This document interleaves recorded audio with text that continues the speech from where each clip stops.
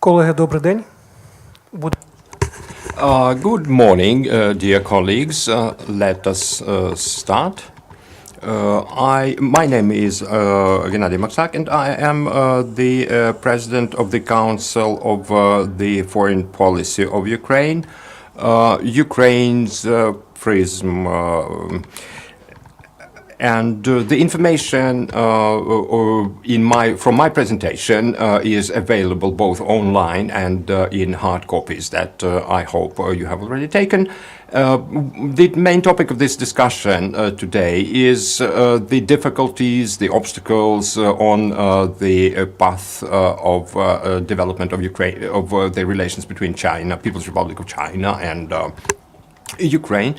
And we would like you to inform about the results of the discussion that has taken place among the experts with the participation of the Chinese experts and Ukrainian experts. So this today's presentation is the presentation of the research, of the results of the research that has been done on these obstacles and impediments to the development of the relations between China and Ukraine.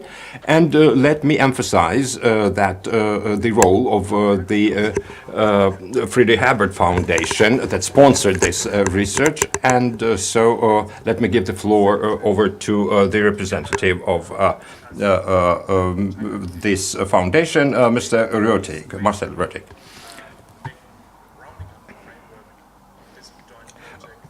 Я хочу розповісти вам, шановні друзі, перш за все про те, що наш фонд взяв участь із зацікавленістю у цій ініціативі проведення до такого дослідження. І якщо ми говоримо про участь Китаю в українській економіці, то ми говоримо про вітрові генеруючі електростанції, про причальні потужності причалів і портів, і так далі, і багато різних інших інфраструктурних проєктів, які здійснюються китайською стороною, китайськими компаніями в економіці України. One area for further cooperation is China's Belden Road Initiative. We firstly discussed that on the conference in May this year, that, so to say, started the process that now comes to an end with this publication. The Belden Road Initiative is, of course, one of the main areas of cooperation spearheaded by the Chinese President Xi Jinping. The project's vision is to connect China with Europe, the Middle East, and Africa through modern infrastructure and free trade zones. China has its so-called 16+1 projects, and I remember the interview of Hanna Hopko, the head of the Foreign Affairs Committee of the Verkhovna Rada, who said that she would like to see it become 17+1, the 17th being Ukraine. But Ukraine's conspicuous absence from the list is probably due to Russia's aggression towards Ukraine. Beijing has kept relations with Kiev distant ever since Russia, its proclaimed strategic partner, started invading Ukraine's Crimean Peninsula and launched a war in eastern Ukraine in 2014. And while China presents the initiative as a purely economic project, experts say that its main purpose is to gain greater geopolitical influence. So overall, an extremely interesting and exciting topic to pay a closer look to. I would like, first of all, to say thank you to our authors, Sergiy Gerasimchuk and Yuriy Poita, for the magnificent work that you have done, and also to Mr. Viktor Kiktenko for your remarkable help in this project, not only in the conference that we had, but also now coming to the end with the publication that also includes very precise policy recommendations. May comes to an end, summer comes to an end, and also this activity comes to an end. It's not just a desk research of 2 people. It was peered by Mr. Thomas Ederer from the Mercator Institute for Chinese Studies, Ms. Agnes Schunemer from the National Academy of Science of Hungary, Li Yonghui from the Institute of Russia, Eastern Europe and Central Asia from the Chinese Academy of Social Sciences. This is now coming to an end. I'm very much looking forward to the results, to the discussion of today. And of course, I hope that every one of you could grab such a publication. If not, you will get it outside as soon as you leave it today. And of course, we stay in contact, we stay in touch, and the Friedrich Ebert Foundation would like very much further to look at the developments in the Chinese-Ukrainian relations. This is not the last time, but for now, it is of course a moment to slow down and to take a look at the relationship as it is now.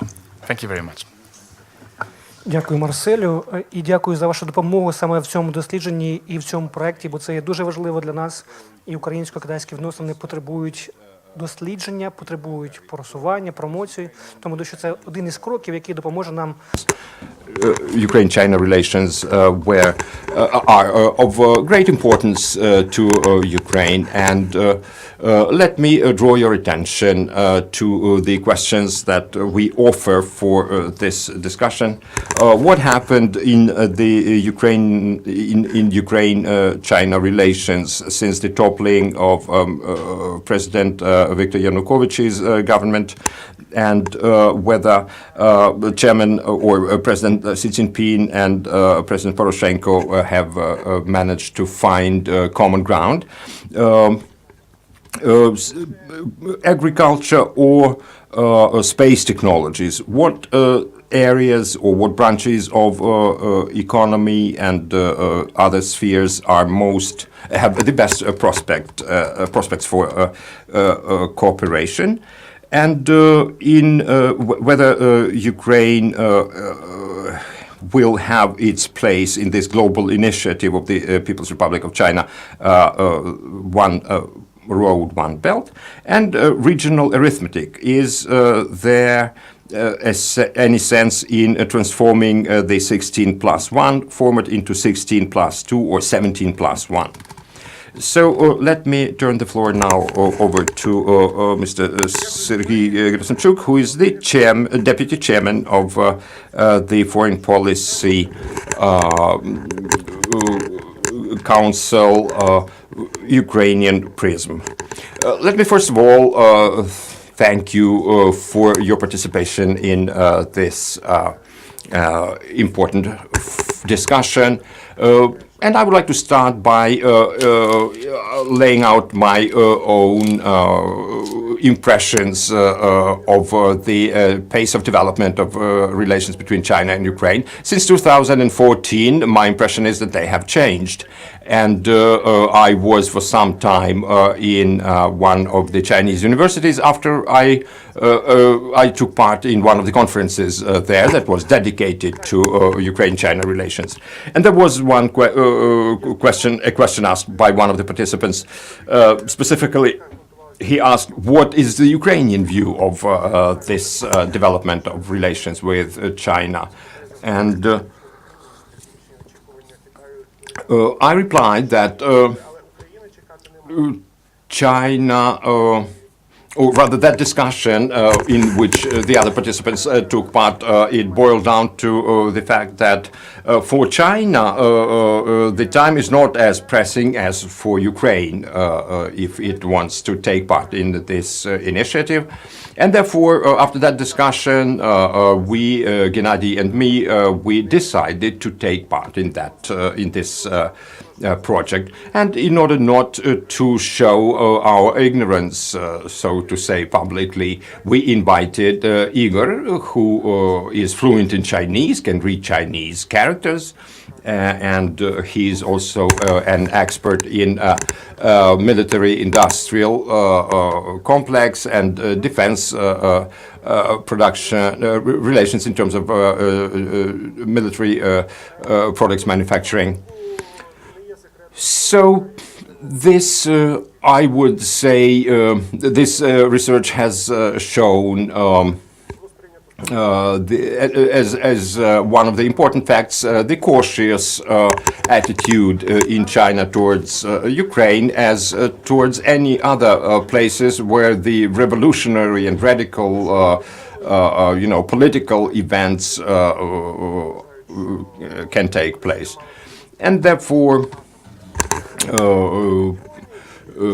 this impression is also reviewed and discussed under the angle of competition between Russia and the United States vis-à-vis the developments in Ukraine, this revolution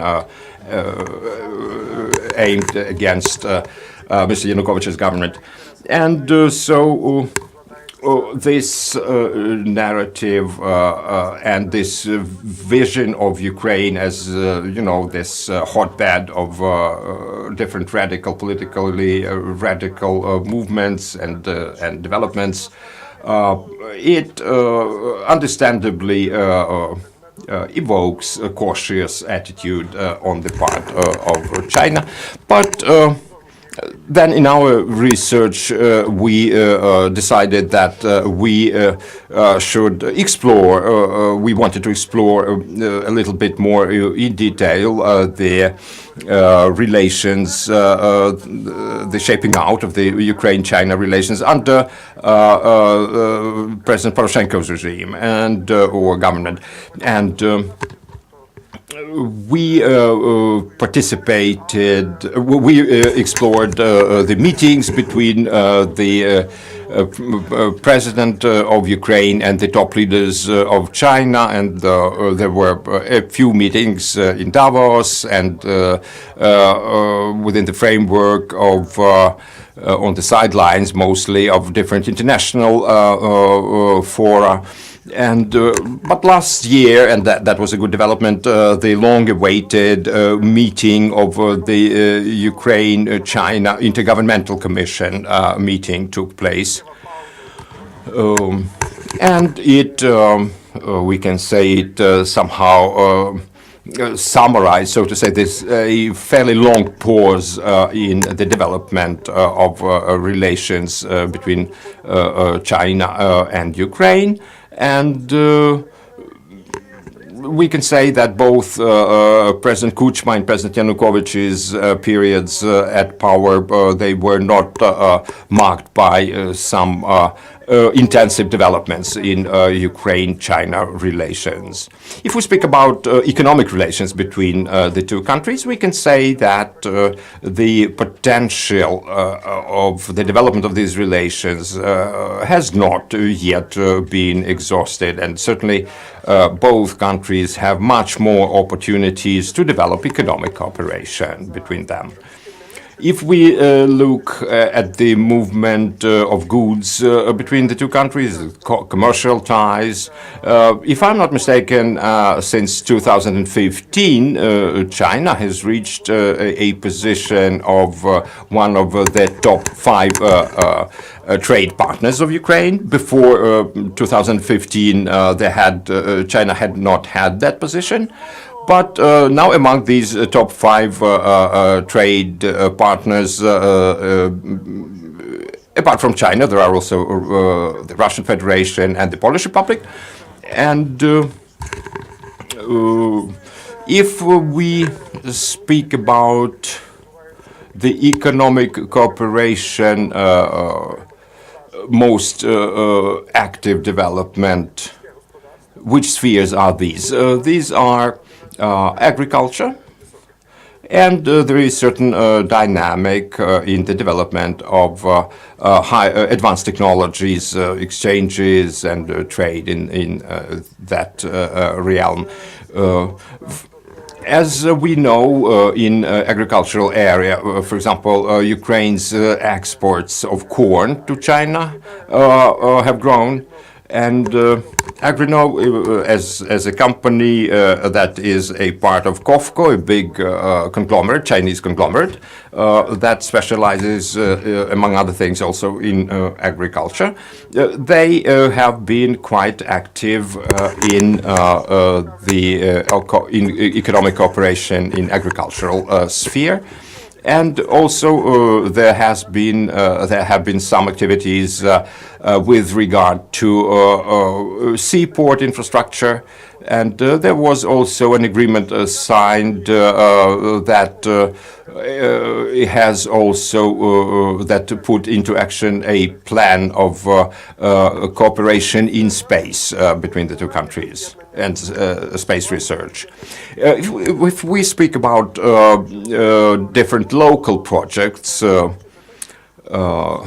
local size or local scale projects, we can say that for Central and Eastern European countries, China has this format of cooperation that we have already mentioned. It's 16+1. It includes practically all Central and East European countries. Ukraine is not yet a part of that framework, of that format, and there is a number of obstacles and impediments to joining this format. And frankly speaking, Ukraine has never expressed at a state level, so to say, governmental level, any interest in participating in this format. In my view, though, Ukraine's participation in it would be quite interesting, and so if Ukraine joins it, at least with the status of an observer, it would be might be quite useful. Ukraine's participation thither would at least indicate Ukraine's status, geopolitical status, its presence in the region more clearly would be outlined. And here, when we speak about Ukraine's possible participation in this format, we should bear in mind that it can facilitate not only the relations between Kiev and Beijing, but also between Kiev and other countries of Eastern and Central Europe. Certainly, speaking about this 16+1 format, whether to involve Ukraine in it, it will be decided, the decision could only be taken in Beijing. And but we should be cautious because besides the role of China itself, there might be some other countries who might object, like, for example, Hungary and some other countries. What could be the benefits for Ukraine? What Ukraine can gain participating in this format? Well, we can say that looking at the other countries, not only the newly independent countries, but of the former Soviet Union and the East European and Central European countries, we can say that the countries of the Balkans, for example, they have some benefits, economic benefits already by developing through the development of their cooperation with China. Speaking about Ukraine's government position, I think Yuriy will add to what I am saying, but I would indicate probably some vagueness of Ukraine's position. It's, so to say, lack of clear direction. And on the other hand, quite recently, rather interesting discussion started. It was during the meeting of the Intergovernmental Commission that we mentioned. Prime Minister Groisman mentioned the potential interest and potential advantageous nature of the development of Ukraine-China cooperation. But when I shared this view of Mr. Groisman's with the MPs, the members of the Verkhovna Rada of Ukraine, they said that they couldn't see any clear indications, any clear demonstrations on the part of Mr. Groisman, Premier Groisman, of in the involvement of Ukraine into this initiative. So summing up, in my view, the studies of China, the exploration of China and its policies could be is needed, and I would say that we can also study more closely the already existing forms of cooperation between China and Ukraine, for example, at the level of the oblasts, of the administrative regions of Ukraine. The local authorities should also try and understand better the Chinese interests wherever the Chinese companies already are present. But we should take into account also some other nuances, like these deteriorating relations between China and the United States. So what would be the result for Ukraine if Ukraine improves its relations with China? And so my position is that we should certainly be very cautious vis-à-vis China, but this cautiousness should not be construed as total abstention from these relations. We clearly see that the role of China in our region is growing, and we should look at our relations with China under this perspective too, regardless of the discrepancies and divergences that we have with China, and discrepancies and divergences in the relations between China and the European Union, which are our neighboring countries. And we should take into account the fact that, for example, the European Union is developing its new strategy in relations with China, and China remains a quite interesting economic partner, the partner for economic relations, and China politically supports and endorses Ukraine's sovereignty and independence. And as my colleagues have already mentioned, this new initiative of China, One Road, One Belt,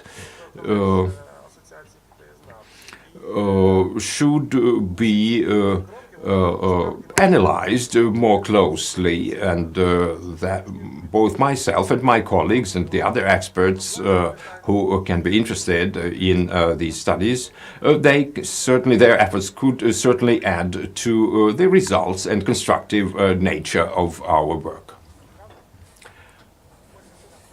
Would you like to take the floor or to ask a question? Well, I will give you a microphone. Here you are. Mykola Staruk, newspaper Den.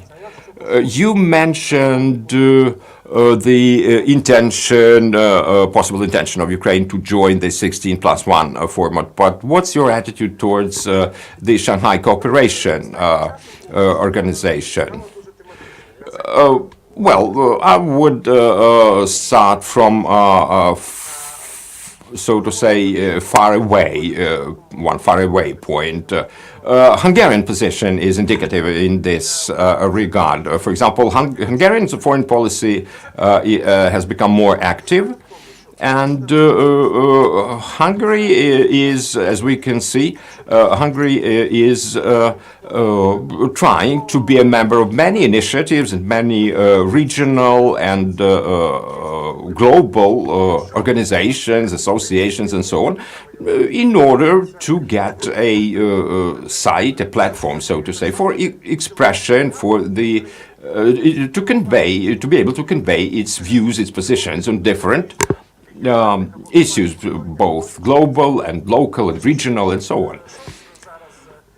That is valid also for our relations with SHOS, the Shanghai, that's the abbreviation for the Shanghai Cooperation Organization, SCO.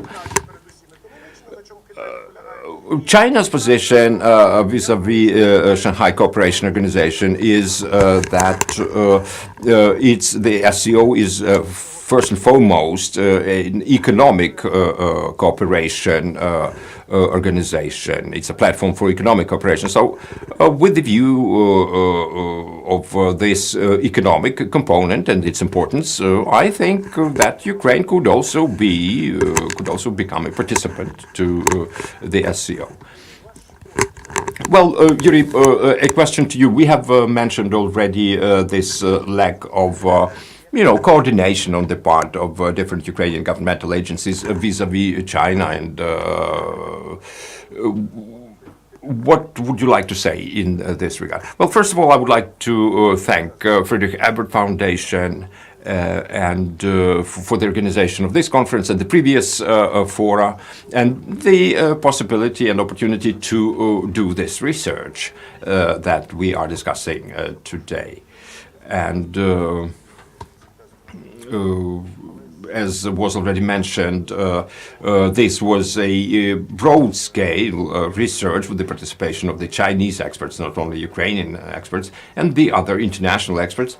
The contents of this report that covers the results of this research, it includes political part, economic part, and some recommendations and conclusions that analyze the prospects for Ukraine's participation in a number of initiatives for cooperation that the People's Republic of China is now developing. So let me dwell upon some of the recommendations and conclusions of our report. As you can see from the title of the report, we focused on both the risks and challenges and the opportunities in the development of bilateral relations between China and Ukraine. First of all, the strategic level of relations between Ukraine and China have already been stated in a number of bilateral documents. And this, I think, can be used by Ukraine as an opportunity to, for example, not only trade with China in the resources, which Ukraine mostly is doing now by exporting natural resources and semi-finished goods, but also for some higher forms of commerce and trade. On the other hand, I would like to say that I am very cautiously optimistic. It was already mentioned that the top-level contacts are not very frequent between the leaders of the governments of the two countries.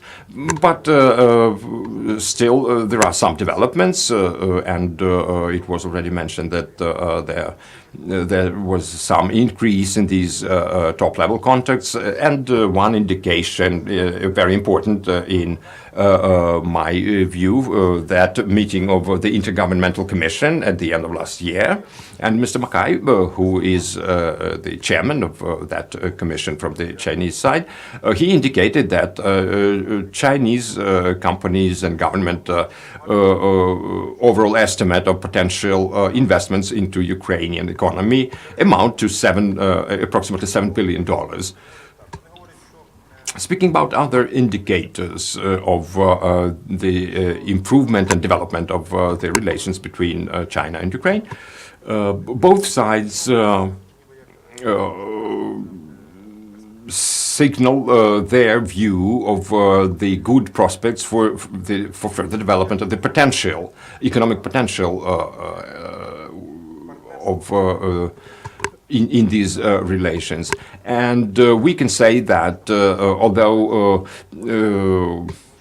a number of our governmental officials have mentioned their intentions and so on, still practical, real developments, they are not very,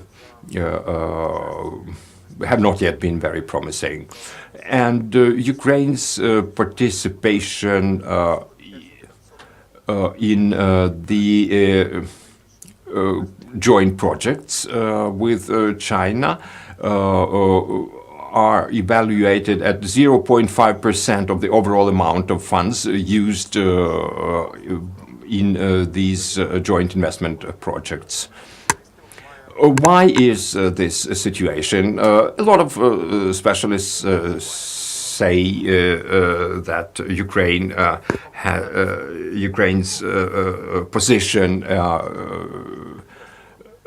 geographically is quite beneficial. It's the crossroads, so to say, of trade routes from east to west between Asia and Europe. And the majority of the specialists also singled out the negative factors in Ukraine that negatively affect the potential, the development of the potential of China-Ukraine relations. It's the military conflict in Ukraine, it's unstable political situation of Ukraine, and a number of endemic and domestic problems in Ukraine. We certainly are aware of instability of situation in the other countries in which China is quite actively investing, though. So we can hope that maybe China would not be reluctant to increase its investments into Ukrainian economy. What can be done on Ukrainian part by Ukraine itself? And by China, whether Ukraine should start being more active, proactive, if you want, in the development of these relations, or should we wait until Chinese side makes a decision to increase its investments in Ukraine and implement that figure, attain those results that were mentioned by Mr. Maksak, as I told you, he said about the possibility of the increase of the investments into Ukrainian economy. Recently, I visited a Chinese consulate here, and I got a visa, entry visa, into the People's Republic of China. I'm quite happy about that. And let me explain why I'm talking about this. Chinese consulate opens at 7 a.m., but the line of people waiting there starts accumulating, starts forming much earlier. In fact, sometimes people start gathering there at midnight. And I, for example, was a witness to the situation when several people were waiting. They told me that they had been waiting since much earlier than 7 o'clock in the morning. And I also tried to find a positive marker in this situation. For me, it's an indication of the interest, growing interest of the Ukrainian citizens towards China. But we need also to complain here about the rather inconvenient procedure of document lodging and processing by the Chinese consular authorities here in Kiev. I do not know whose fault is that. Maybe it's just the internal, bad internal procedures in this particular consulate, and maybe it's even a fault of some of the local staff. But anyway, in our report, we indicated a number of, laid out a number of recommendations on cooperation in several areas, economic, military-industrial cooperation, and so on. So we can start the discussion part of our today's meeting. If you have any comments, if you have any ideas that you would like to share with us, you are most welcome to do it now. Good morning. I wanted to thank the organizers of this meeting, and Ukraine-China relations are certainly important. And I would like to address this, the issue of that project, joint project between Belarus and China. I read quite positive assessments of that project, but some of the assessments differed in specifically with regard to its use, its utility to Belarus. Well, it's an interesting question, and in fact, we wanted to involve, so to say, the experience and the practices of China-Belarus relations, and some experts from Belarus were invited, and they couldn't, unfortunately, they didn't arrive for today's discussion. Well, this project that you mentioned, it's the project that is defined by the Chinese side as one of the largest in Eastern Europe. And Belarus is considered to be one of the most important by the Chinese government, to be one of the most important countries along this route that is a part of this commercial route between China and Europe. And this project, Большой камень, it has so far been described as very successful, both by Belarusian side and the Chinese side.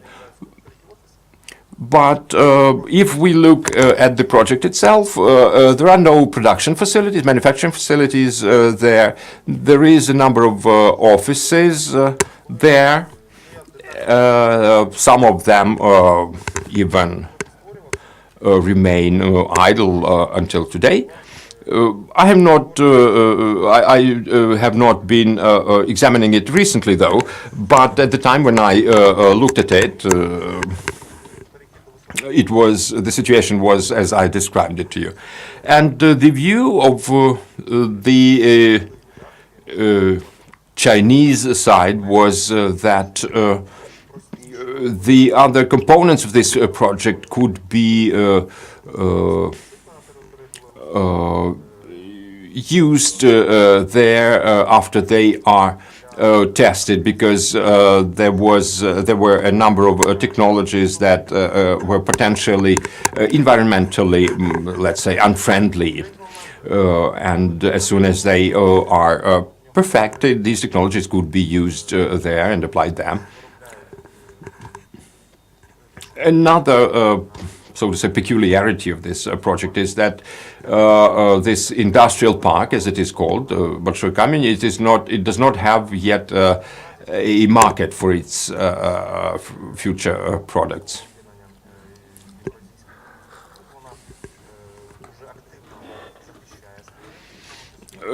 Probably both sides viewed Russia as the potential market for the products of this industrial park. But as we know, Russia is now protecting its market quite insistently. Therefore, we can say that finding a market for the products of this Bolshoi Kamen industrial park and this project remains yet to be, established. This market remains to be established. Well, we can now get back to Ukraine's interest towards the development of relations with China. Let us remember that for Ukraine, probably this cooperation, improved cooperation with China is of larger importance than it is for the People's Republic of China. Well, my question is, or regards some of these pessimistic assessments that were expressed with regard to the lack of, enthusiasm, so to say, on the part of Ukraine towards the development of relations with China. Let us distinguish between the official position of Ukrainian government in this regard and the unofficial position, so to say. So official Kiev's position is one thing, but there is a whole range of different other entities in Ukraine that are clearly more interested in developing relations with China. In my view, it was very important that this research that you have completed. The only thing is that, in my view, similar researches and studies should not only be done by some government-supported or government-run institutions and organizations, but also by some, private actors, maybe non-governmental actors. And another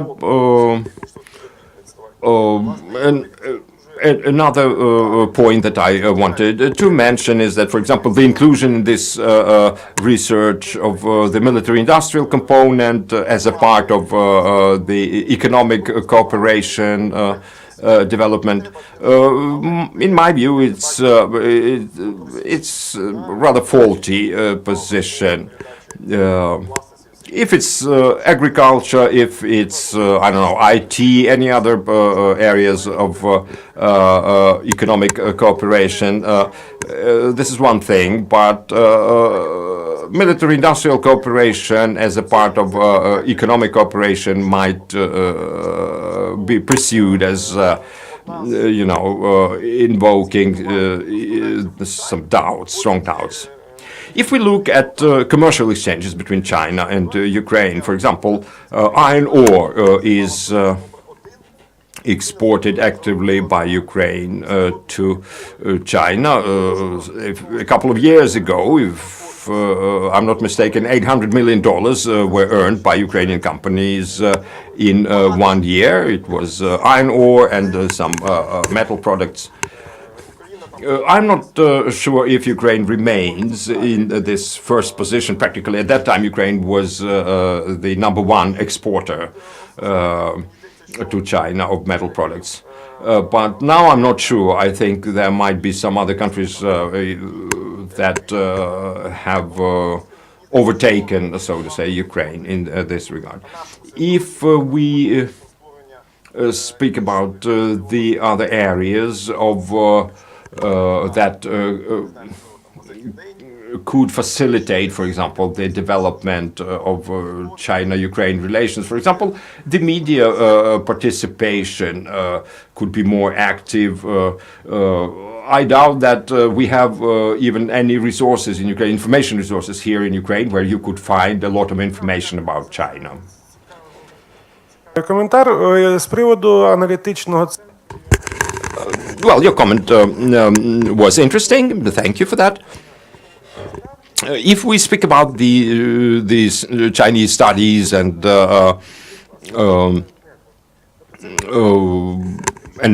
analytical efforts that might back up these efforts towards the development of relations, I might say that not only the academic community should be involved, but the other actors. And, for example, if we look at how analytical work is organized by these 16+1 format countries, we can say that many of these analytical and research centers, they somehow are trying to combine their efforts. And maybe Ukraine, maybe it makes sense for Ukraine also to somehow look at the possibilities to join the other academic institutions and organizations in order to improve the quality of its research related to the People's Republic of China. So the formats could be different, as we understand, but speaking about our research project, certainly, as you understand, we have had certain limits, both in terms of time and funding. But thank you for your comment anyway. I hope that we can cooperate with you too, and it will be fruitful and constructive. Mr. Yuriy, thank you for your comment.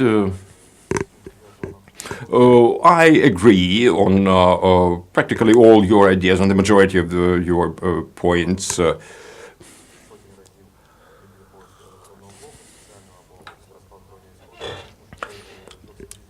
Certainly, military equipment and military hardware as a component of trade between the two countries is something very special, and some electronic, for example, components could have very high value, highly priced, and increase the trade exchanges and value of trade exchanges between the two countries, but they are not, I agree that they are not purely economic exchanges. When I was yet working as a young science researcher, I faced the situation a few times that addressing your comment about the role of media. When some media were just reluctant to publish any materials that I was offering them on the development of military-industrial cooperation between Ukraine and China. And it is true that we do not have any specialized editions that would cover not only China, but even larger regions like, for example, Far East as a whole, the Asia-Pacific region as a whole. And in this regard, we can, for example, look at how the analytical centers and research centers in the other countries work. For example, one German research center, I established relations with them, and they have highly qualified analysts and specialists, research specialists, who usually had studied in China for a long time before they started working in that research center in Germany, and their their analyses are quite interesting usually. So I think we can take them as an example.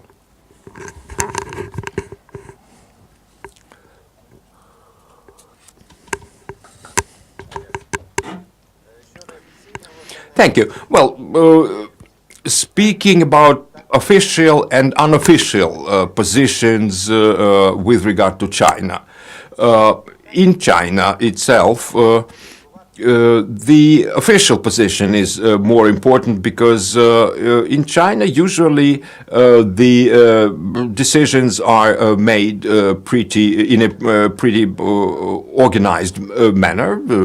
There is a certain vertical, so to say, structure, and if we speak about official and unofficial positions here in Ukraine, we can say that certainly there are the other actors, non-governmental actors, who can facilitate, who can try to affect somehow the policies of the government of Ukraine vis-à-vis China. But not more than that. And again, in case of relations with China, certainly the more logical way of developing bilateral relations would be through governmental channels, usual governmental channels as the most important ones. And the other thing is that it was strange for me to hear your statement about the lack of media, specialized media.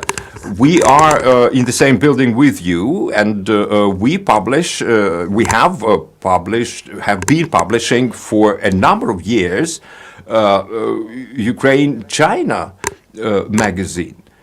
And here in Ukraine, since yet the times of the Soviet Union, there has been an association of non-governmental association of Ukraine-Chinese ties. And one more remark about the cooperation with the foreign research centers and so on. It is important, but in my view, we also need to put more efforts into developing our own Chinese studies school, if you want, or institutions and organizations. That's the only way of studying constructively such a large and important country as China. Well, let me clarify my position. I didn't mean the analysis and research part of a component of Ukraine-China relations. I didn't mean the expert, so to say, expert community, the academic and research community of this country. Certainly, there have been a number of specialists and institutions and organizations that have been studying China.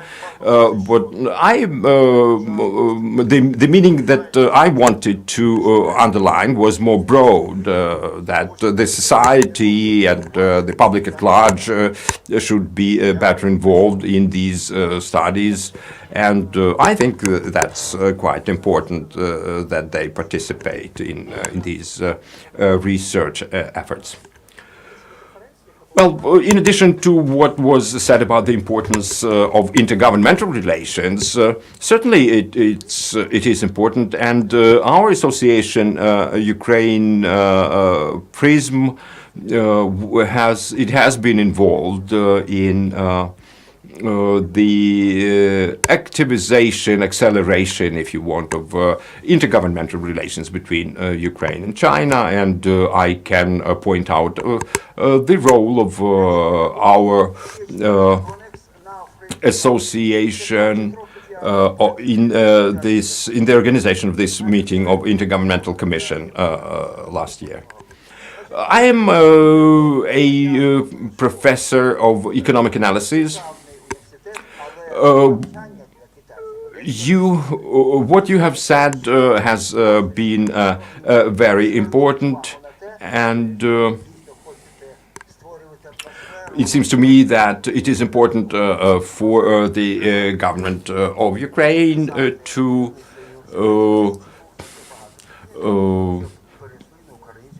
point out the role of Ukrainian language in the Chinese studies. Yes, I agree, and It's rather technical issue in my view. English could be used as the language for studies and contacts. It seems to me that in the People's Republic of China itself, they are not studying Ukraine quite so intensely as to count on the growing number of specialists of Ukrainian language in China.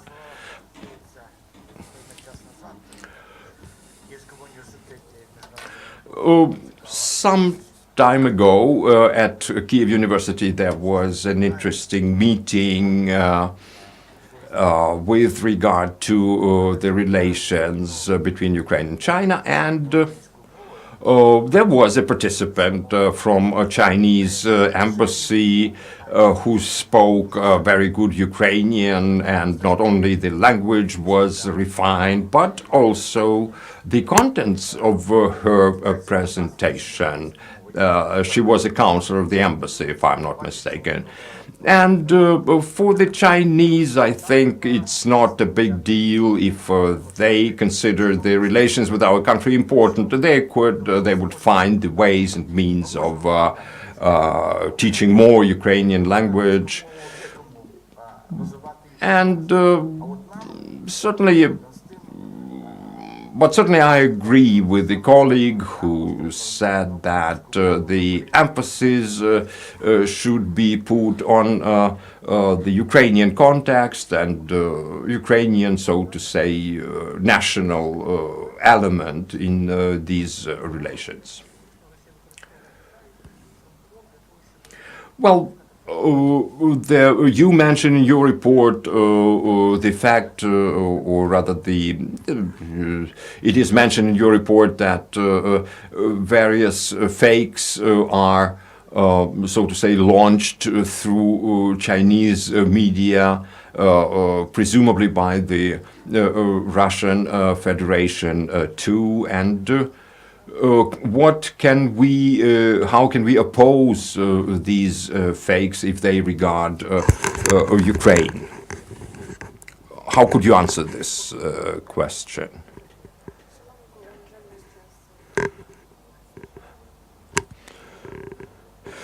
Dear colleagues, let me draw your attention to the fact that we are exhausting our time limit for these premises. Colleagues, yes, that's true. It's we have worked for 1 hour now, as we were supposed to work. Thank you for your participation. And summarizing, I would like to say that we have mentioned a number of positive sides and some shortcomings in the recent state of development of Ukraine-China relations. And the other colleagues, if they want to summarize, they have an opportunity to do so. Yes, I would like to again highlight this important role of intergovernmental relations, and let us consider our today's meeting an important step that also stimulates the development of relations between Ukraine and China. And let us hope that there will be other efforts and steps in this direction. I will be very brief, and in my conclusion,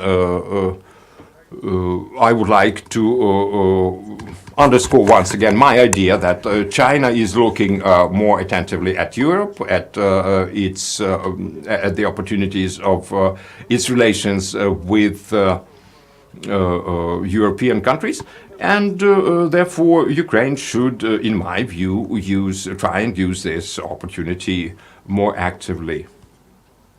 And we have a number of examples. I can refer you to the Romanian diplomacy that has recently been quite active in developing its relations with China, albeit Romania considers itself to be one of the centerpieces of transatlantic cooperation in Eastern Europe.